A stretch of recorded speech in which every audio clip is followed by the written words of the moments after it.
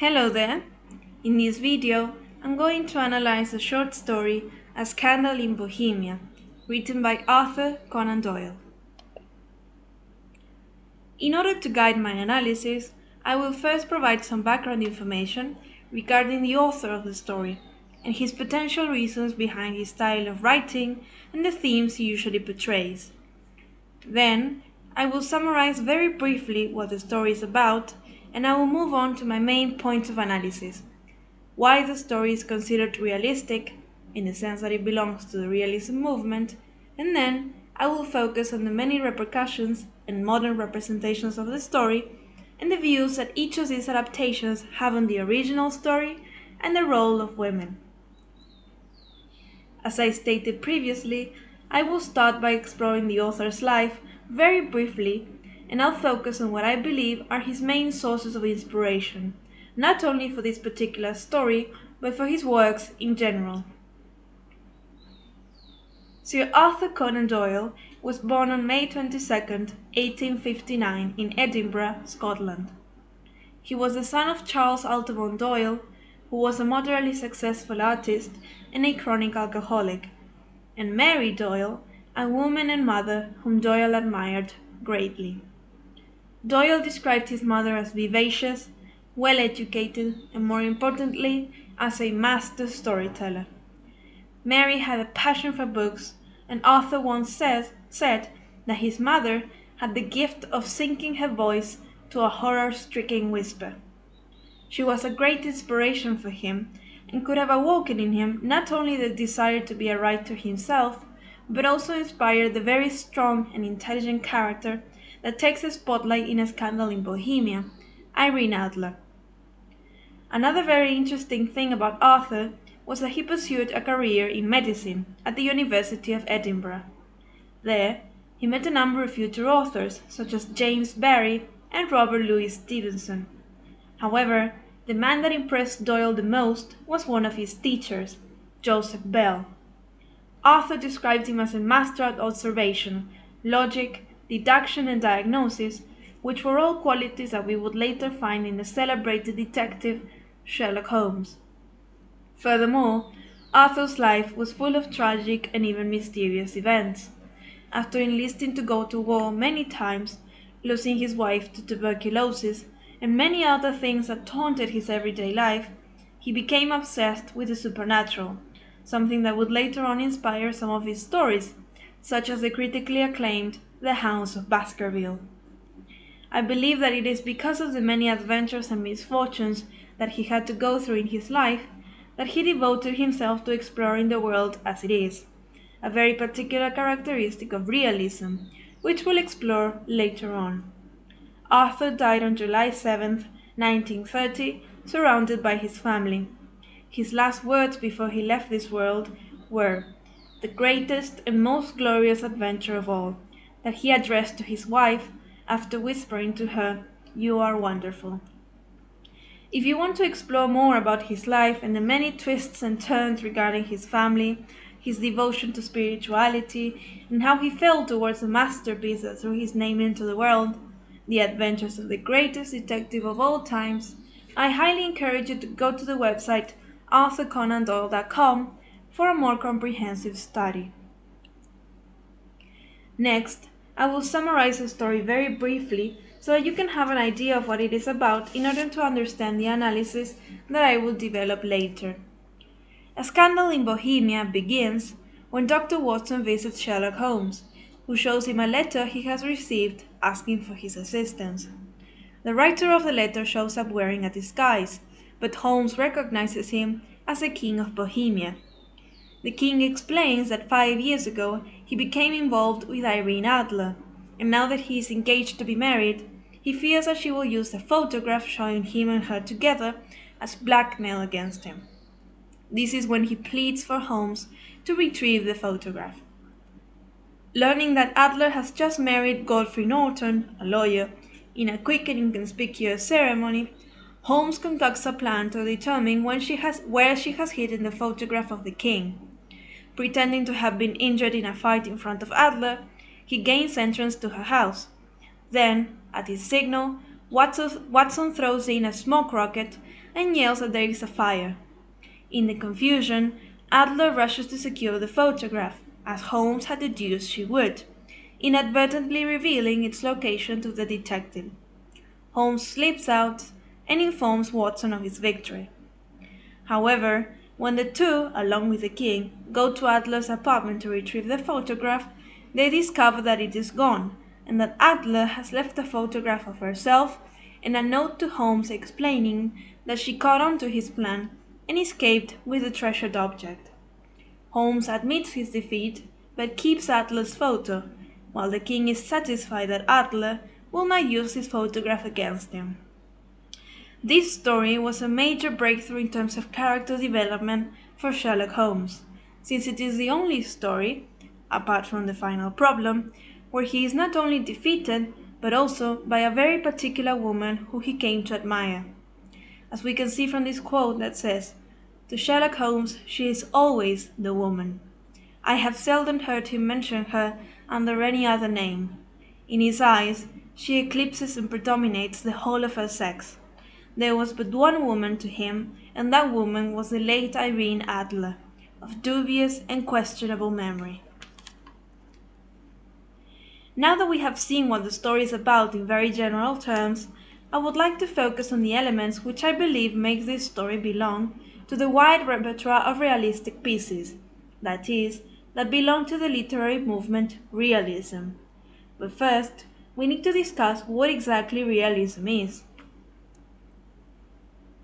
In literature, realism is the portrayal of life with fidelity. It is a genre that surfaced in the early 19th century as a response, and specifically a rejection, of classicism, romanticism, and the doctrine of art for art's sake. For the realist, his writings should be concerned not with the idealization of life, but presenting things as they are perceived through the senses, in a way, a raw and unedited view of everyday life. Before moving on to some specific elements of realism which are present in A Scandal in Bohemia, I would like you to pay attention to this quote by Arthur Conan Doyle himself, which says, "For strange effects and extraordinary combinations, we must go to life itself, which is always far more daring than any effort of the imagination." Here, we can clearly see a perfect example of realistic thinking and the need to shift our attention to the wonders of life as it is, without the need for any embellishments. Now, let's focus on some of the elements of realism that are present not only in this story, but in most artistic expressions from the movement. The first thing that we can talk about is the presence of realistic characters and settings. Even though Sherlock Holmes has some superhero-like qualities, they are always explained and understood by the reader throughout the stories. His deductions always end up making sense, and his train of thought is explained thoroughly for us to realize that it was not by imagination or magic that he arrived at certain conclusions, but by observing and studying details that the common folk usually misses. Not only is Sherlock Holmes credible, but also the rest of the characters, who behave as human beings that undergo extreme or peculiar circumstances. Furthermore, the setting in most stories is always realistic, since it occurs in real places that exist.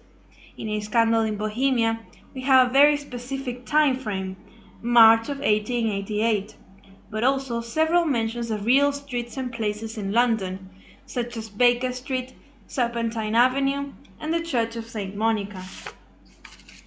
This is closely related to the fact that the plots in these stories are plausible. In the case of the story in question, you already know that the event of a woman disguising as a man in order to gain insurance is perhaps peculiar for the time period, but possible nonetheless. Furthermore, in most detective stories from the time period, and especially Conan Doyle stories, there is a comprehensive detail about everyday occurrences, especially whenever Sherlock Holmes is explaining why he arrived at certain conclusions regarding his cases. In these stories, there is also a great deal of importance placed in depicting social classes.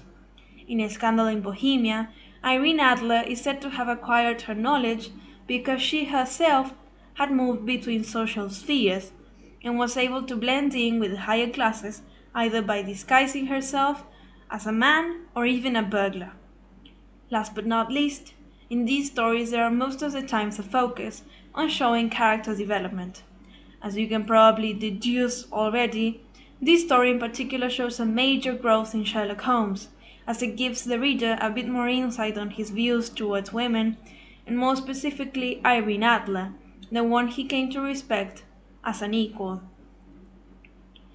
With this last thought in mind, I would like to explore how the story perceives the iconic Irene Adler and the many adaptations that have been made of the character, and whether or not they hold up or differ from the author's original intentions.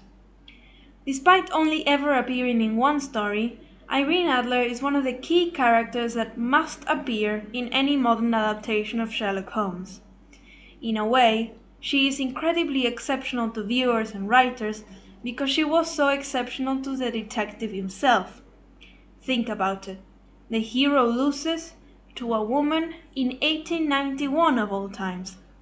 However, I will make the case that even though modern adaptations try to showcase Irene as a strong and independent female character, they fail to convey what the author originally intended with her and end up being more old-fashioned than the original version.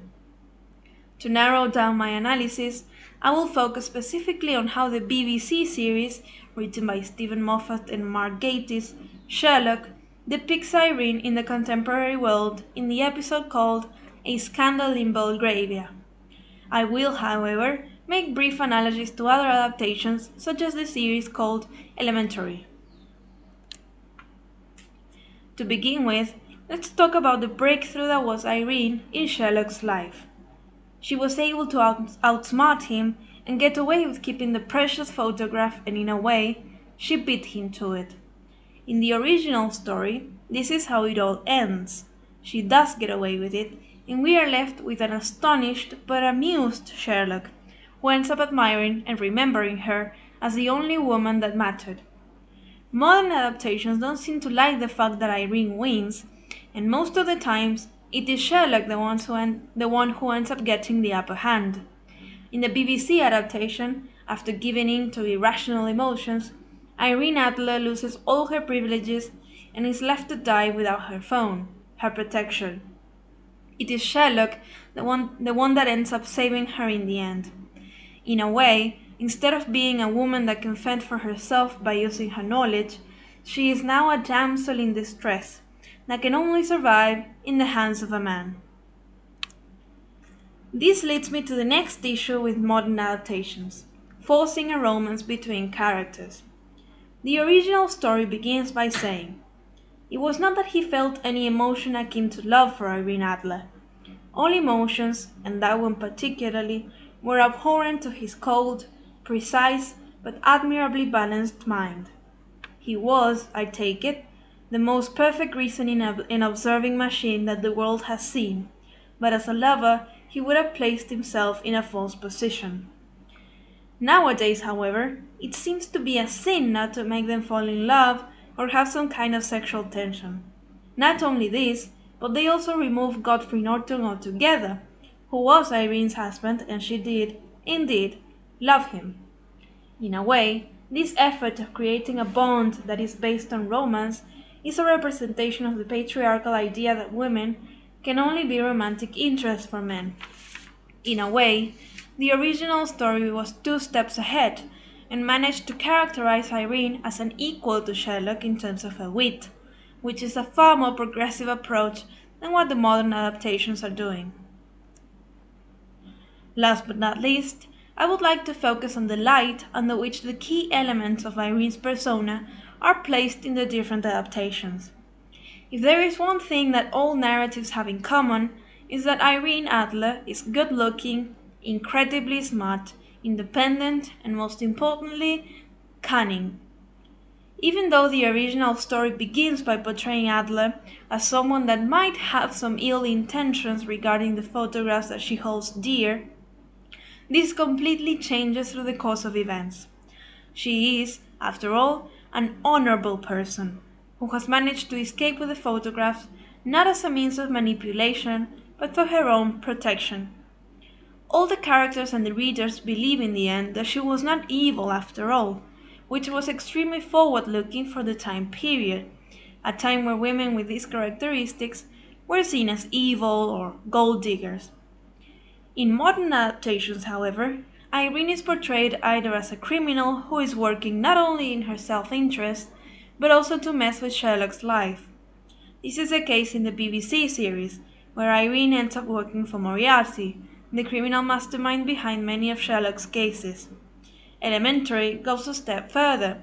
The character is an amalgamation of a love interest, as Irene, and as it turns out, she is Moriarty herself as well. Putting these characteristics under a dark light does nothing but take us all to the past. Why is it that women who are strong and can use their powers of seduction for their own purposes are still being portrayed as the bad guys in these stories? How is it that the original adaptation is far more progressive and understanding of Irene as a human being? These are all questions that I would like to leave open. Perhaps you have different ideas towards the modern adaptations, and if so, I will be delighted to hear them myself. As a way to finish my analysis, I would like to leave you with this quote from his last bow, which says, "Education never ends, Watson. It is a series of lessons, with the greatest for the last. I hope for you to never stop being marveled at life and all the little things it has to offer, and I hope that we take Sherlock's advice to start observing rather than just seeing. After all, this is elementary." Thank you very much for listening. It was a great pleasure to be able to analyze one of my favorite stories and to think a bit more critically about how Irene Adler was adapted in some of the series I came to love. See you very soon. Have a wonderful day and end of the year.